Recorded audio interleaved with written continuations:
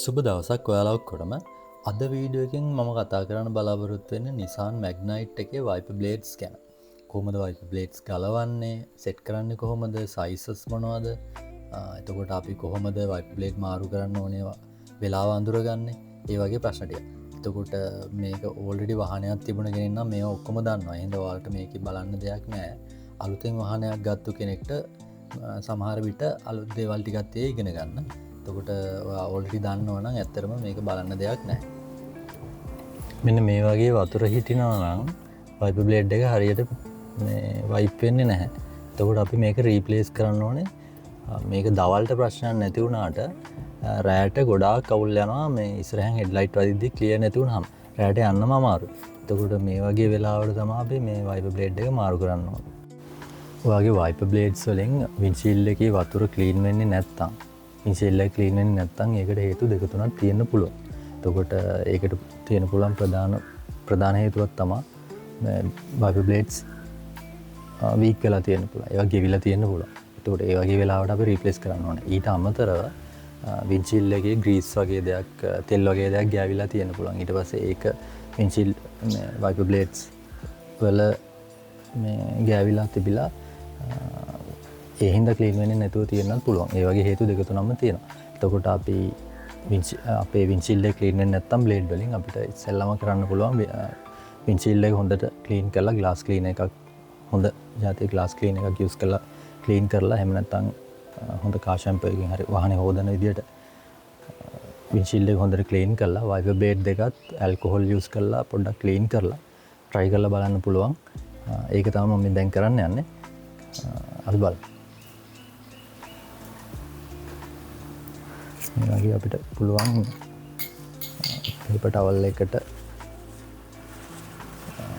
Alcohol අයිසෝප්‍රොපිල් alcohol අර surgical spirit can ඒ වගේ ටිකක් අරගෙන මේ අපිට පුළුවන් මේකේ මේ බ්ලේඩ් එක එහා පැත්තේ කියන්නේ රබර් තීරු ක්ලීන් කරන්න. මේ වගේ තියෙනවා. හොඳට ක්ලීන් කරන්න ඕන. පේනවා. මේ වගේ. එතකොට අපිට මේක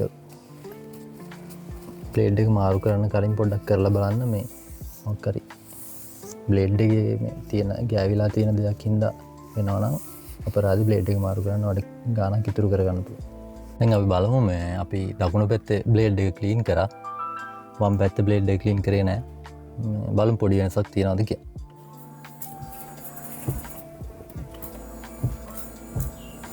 අපි වම් පැත්තේ බ්ලේඩ් එක ක්ලීන් කරේ නැහැ. දකුණු පැත්තේ බ්ලේඩ් එක ක්ලීන් කරා. ග්ලාස් එකත් ක්ලීන් කරලා තියෙන්නේ. මේ එහෙම ලොකු වෙනසක් නැහැ. ඒ කියන්නේ මගේ බ්ලේඩ් එකේ තමයි අවුල තියෙන්නේ. ඒතකොට මම බ්ලේඩ් එක රීප්ලේස් කරන්න යන්නේ. Magnite එකේ ඩ්‍රයිවර් සයිඩ් එකේ Wiper Blade එකේ length එක අඟල් 20, passenger side එකේ තියෙන අඟල් 15. හැබැයි 15 එකක් හොයාගන්න ටිකක් අමාරුයි. 15 හොයාගන්න ටිකක් අමාරුයි. එතකොට අපිට 16ට වගේ යන්න පුළුවන්. හැබැයි ලොකු ප්‍රමාණ වලින් length එක වැඩි කරන්න ගියොත් මෝටර් එකේ power එක මදි වෙන්න පුළුවන්.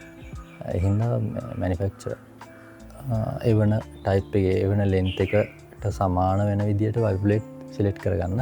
අනිත් එක දිග වැඩි එකක් සිලෙක්ට් කරොත් එහෙම මේ ග්ලාස් එක කවර් වෙන ප්‍රමාණය වැඩි වෙන්නත් පුළුවන්. ඒ වගේම මේ සයිඩ් පැනල්ස් වලට ඩැමේජ් වෙන්නත් පුළුවන්. හීරෙන්න වගේ දේවල් වෙන්නත් පුළුවන්. Wiper Blade එක එකට වදින්නත් පුළුවන්. ඒ හින්දා හරියටම මේ කාර් එකේ එන ටයිප් එකට මැච් වෙන විදියට Wiper Blade තෝරගන්න. 15 ටිකක් හොයාගන්න අමාරුයි. මේ 16 එකක් තමයි මට හොයාගන්න පුළුවන් උනේ. හරිනම් 15 තමයි දාන්න ඕනේ පැසෙන්ජර් සයිඩ් එක. එතකොට මම සිලෙක්ට් කරේ ෆෙරි කියන එක. ෆෙරි බ්‍රෑන්ඩ් එක ඩිමෝ ලා තමයි මේක ගෙන්නන්නේ. මෙන්න මේක හයිබ්‍රිඩ් බ්ලේඩ් එක. අඟල් 21යි. අනිත් එක අඟල් 16. 15 එකක් හොයාගන්න බෑ. ওই දෙක තමයි ගත්තේ. ලොකු ගාණක් වුණෙත් නැහැ. මේක හයිබ්‍රිඩ් එක සාමාන්‍යයෙන් Magnite එකේ එන එකට වඩා නම් හොඳයි. කියන්නේ පිල් එක. එතකොට මේකේ තියෙන්නේ 16යි 16 20 16 තමයි උඩ තියෙන්නේ. මේ පල්ලෙහා තියෙන 20. එතකොට 16ක 2830යි 21 3100 100ට භාග ඩිස්කවුන්ට් එකක් එක්ක ආපුවම 5633ක් වගේ තමයි ගිහින් තියෙන්නේ.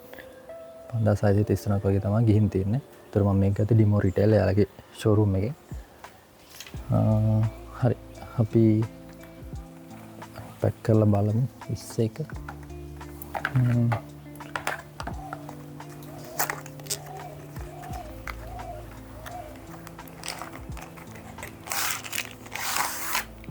වයිපර් බ්ලේඩ් එක ගලවන්න කලින් ග්ලාස් එක උඩට රෙදි කැල්ලක් දාගන්න. මොකක් හරි වගේ අතින් වැරදිලා හරි මේක පල්ලෙහාට වැටුනොත් මේ වයිපර් ආම් එක පල්ලෙහාට වැටුනොත් ග්ලාස් එක ස්ක්‍රැච් වෙන හීරෙන්නේ නැහැ. එහෙනම් එහෙම කරන්න මේ මොකක් හරි රිස්ක් එකක් තියෙන හින්දා ඒක අපි පොඩ්ඩක් අවොයිඩ් කරන එක හොඳයි. හරි මේක මේ මැග්නයිට් එකේ ඉන්නේ J type එකේ J type hook එකක් ඉන්නේ වයිපර් බ්ලේඩ් ආම් එකට සෙට් වෙන්න. මේ වයිපර් බ්ලේඩ් එක ගලවද්දී වම් අතෙන් වයිපර් ආම් එක අල්ලගෙන අතන ඔය යට පල්ලෙහාන් පේන පොඩි ප්ලාස්ටික් කෑල්ල ඇතුළට තද කරලා ඇතුළට ප්‍රෙස් කරගෙන වයිපර් බ්ලේඩ් එක පල්ලෙහාට අදින්න. පල්ලෙහාට තල්ලු කරන්න හිමීට. කන්ට්‍රෝල් එක තියාගෙන තල්ලු කරන්න නැත්නම් ග්ලාස් එක වදිනවා. එතකොට නිකම්ම ගැලවිලා එනවා. හයි කරද්දී මේ ෆෙරි බ්‍රෑන්ඩ් එකේ නම් කරන් තින්නේ ඔය ඔයාලට පේන ප්ලාස්ටික් ක්ලිප් එක ඒ කෑල්ල වයිපර් එකෙන් ගලවගෙන පන්නගෙන අර J hook එකට වයිපර් එක දාලා ඉවරලා ආයෙ මේක ක්ලිප් එක තද කරන්න තමයි තියෙන්නේ. හරිම ලේසි තද කරන්න තනියම කරගන්න පුළුවන්. හොඳයි මම මේ වීඩියෝ එකේ කිව්ව දේවල් සමරි එකකට ගත්තොත් ඔයාලගේ වයිපර්ස් වලින් වින්ඩ්ෂීල්ඩ් එක ක්ලීන් වෙන්නේ නැත්තම් වෙන්න පුළුවන් එක දෙයක් තමයි වයිපර් එක ඩැමේජ් වෙලා තියෙන්න පුළුවන්. එතකොට අනිවාර්යෙන්ම වයිපර් එක මාරු කරන්න ඕනේ. අනිත් එක තමයි වයිපර් වින්ඩ්ෂීල්ඩ් එකේ ග්‍රීස් වගේ දෙයක් තැවරලා තියෙන්න පුළුවන්. වයිපර් බ්ලේඩ්ස් වල ග්‍රීස් වගේ දෙයක් තැවරලා තියෙන්න පුළුවන්. එතකොට අපි පොඩ්ඩක් හොඳට ක්ලීන් කරලා වින්ඩ්ෂීල්ඩ් එකත් ක්ලීන් කරලා වයිපර් එකත් ක්ලීන් කරලා ඉවරලා ඇල්කොහොල් වලින් අයිසෝප්‍රොපිල් ඇල්කොහොල් එහෙම නැත්නම් සර්ජිකල් ස්ප්‍රිට් වලින් පොඩ්ඩක් වයිපර් බ්ලේඩ් එකත් ක්ලීන් කරන්න. ක්ලීන් කරලා ඉවරලා බලන්න වින්ඩ්ෂීල්ඩ් එක හරියට ක්ලීන් වෙනවද කියලා. එහෙම වෙනවා නම් වයිපර් බ්ලේඩ් එක ඕකේ. තව ටික දවසක් තව ටික කාලයක් යූස් කරන්න පුළුවන්. එහෙම නැත්නම් වයිපර් බ්ලේඩ් එක එහෙම නැත්නම් වයිපර් එක මාරු කරන්න ඕනේ. එහෙම ඩැමේජ් වෙච්ච වයිපර් එකක් දිගටම පාවිච්චි කරද්දී වින්ඩ්ෂීල්ඩ් එකත් ඩැමේජ් වෙනවා. එහෙනම් පුළුවන් තරම් ඉක්මනට වයිපර් එක මාරු කරගන්න.